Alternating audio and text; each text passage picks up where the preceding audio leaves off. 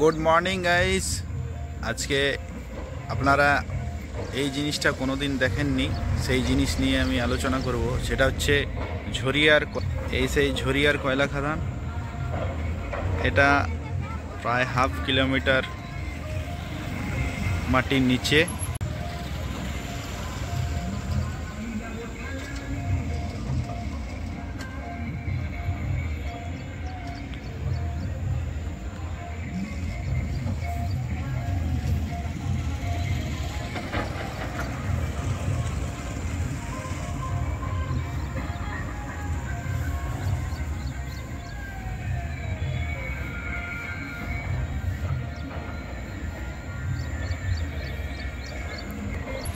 আর এর নিচে দিয়ে গুহা গেছে, সেই জায়গায় আমি আজকে আপনাদেরকে নিয়ে এসেছি।